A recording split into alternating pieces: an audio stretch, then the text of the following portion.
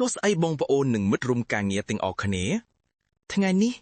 យើងនឹងមកសិក្សាអំពីប្រធានបទសំខាន់មួយក្នុងវិស័យសុវត្ថិភាពអគ្គិភ័យគឺត្រីកោណអគ្គិភ័យឬ Fire Triangle ប្រធានបទនេះគឺសាមញ្ញប៉ុន្តែជារឿងដែលសំខាន់ខ្លាំងណាស់សម្រាប់ការយល់ដឹងអំពីរបៀបដែលអគ្គិភ័យកើតឡើងនិងរបៀបដែលយើងអាចការពារឬពន្លត់វាបាន 1. តើត្រីកោណអគ្គិភ័យជាអ្វី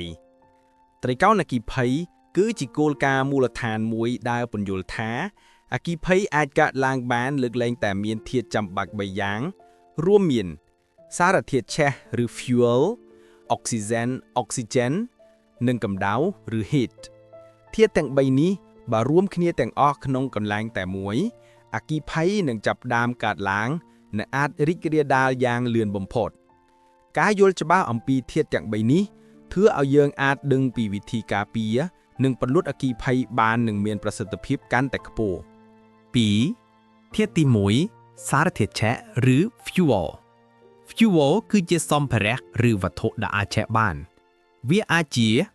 ឈើក្រដាសកៅស៊ូប្រេងឥន្ធនៈវត្ថុប្លាស្ទិកឬសារធាតុគីមីផ្សេងៗជាដើមនៅក្នុងកន្លែងធ្វើការដូចជាការិយាល័យឃ្លាំងផ្សារឬរោងចក្រពពុះសារធាតុឆេះទាំងនោះអាចមាននៅគ្រប់ទីកន្លែងទាំងអស់ផងដែរដូច្នេះការរៀបចំបរិស្ថានឲ្យស្អាតនិងមានសណ្ដាប់ធ្នាប់ល្អហើយមិនត្រូវទុកសម្ភារៈដែលងាយឆេះទាំងនោះដោយគ្មានរបៀបរៀបរយនោះទេហើយនេះក៏ជាវិធីមួយដើម្បីកាត់បន្ថយហានិភ័យអគ្គិភ័យដ៏មានប្រសិទ្ធភាពខ្ពស់មួយដែរ 3. ធាតុទី2អុកស៊ីហ្សែនអុកស៊ីហ្សែនមាននៅក្នុងខ្យល់ជាច្រើនប្រមាណ 21% ហើយភ្លើងត្រូវការអុកស៊ីហ្សែនដើម្បីឲ្យវាឆេះបន្តយើងមិនអាចយកអុកស៊ីហ្សែនចេញពីបរិយាកាសបាននោះទេប៉ុន្តែយើងអាចកាត់បន្ថយវាដោយប្រើឧបករណ៍ពន្លត់វាបានដូចជាប្រភេទ CO2 extinguisher ដែលអាចបំបត្តិខ្យល់នៅជុំវិញភ្លើងបានយើងអាចមើលឃើញថានៅពេលមានលំហូរខ្យល់ខ្លាំងដូចជាការបើកបង្អួចនិងការបើកទ្វារទាំងអស់នោះគឺអាចធ្វើឲ្យភ្លើងរឹតតែឆេះខ្លាំងឡើងជាងមុន 4. ធាតុទី3កម្ដៅ Heat កម្ដៅគឺជាធាតុដែលធ្វើឲ្យសារធាតុឆេះចាប់ផ្ដើមឆេះជាភ្លើងហើយប្រភពកម្ដៅអាចជាភ្លើងអគ្គិសនីការចម្អិនម្ហូបអាហារឧបករណ៍ម៉ាស៊ីនឬឧបករណ៍អគ្គិសនីកំពុងដំណើរការថ្នាំជក់ឬកន្ទុយបារីឬសូម្បីតែការប៉ះទង្គិចរវាងវត្ថុកំពុងផ្ទុកថាមពលក៏អាចធ្វើឲ្យកើតមានអគ្គិភ័យបានដែរបើសិនជាយើងអាចយកកម្ដៅចេញឬកាត់បន្ថយកម្ដៅភ្លាមភ្លើងនឹងឈប់ឆេះភ្លាមដូចគ្នាដែរឧទាហរណ៍យើងអាចប្រើទឹកបាញ់ទៅលើវត្ថុដែលកំពុងឆេះដូចជាប្រភេទ Class A extinguisher ទៅលើវត្ថុកំពុងឆេះនោះដូចជាឈើឬក្រដាសដើម្បីកាត់បន្ថយកម្ដៅនិងធ្វើឲ្យភ្លើងរលត់បានដោយងាយៗ 5. តើអគ្គិភ័យកើតឡើងដោយរបៀបណានៅពេលដែល fuel រួមគ្នាជាមួយ oxygen និងជាមួយនឹង heat នៅពេលនោះអគ្គិភ័យនឹងកើតឡើងហើយក៏បន្តឆេះ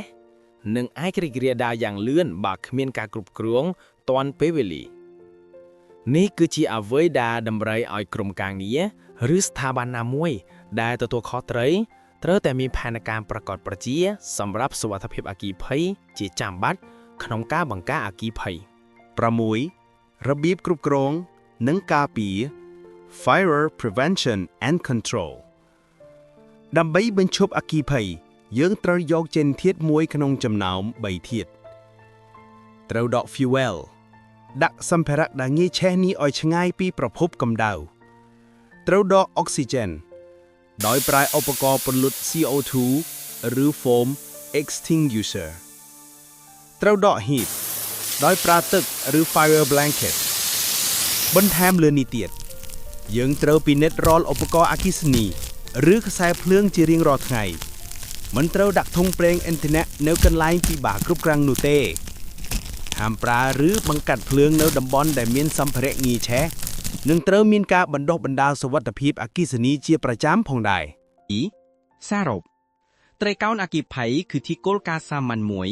ក៏ប៉ុន្តែវាមានសារៈសំខាន់ខ្លាំងក្នុងការយល់ដឹងអំពីរបៀបដែលភ្លើងកើតឡើងនិងវិធីពន្លត់វាតែបើសិនជាយើងអាចគ្រប់គ្រង fuel oxygen ឬ heat មួយណាបានក្នុងចំណោមធាតុទាំង3នោះប្រកបណាស់យើងនឹងអាចទប់ស្កាត់ឬបញ្ឈប់អគ្គិភ័យបានដោយជោគជ័យសូមអ្នកទាំងអស់គ្នាកុំមើលរំលងការណែនាំសុវត្ថិភាពតូចៗព្រោះវាអាចជួយសង្គ្រោះជីវិតនិងទ្រព្យសម្បត្តិបានយ៉ាងច្រើនសូមអរគុណសម្រាប់ការចូលរួមទស្សនានិងស្ដាប់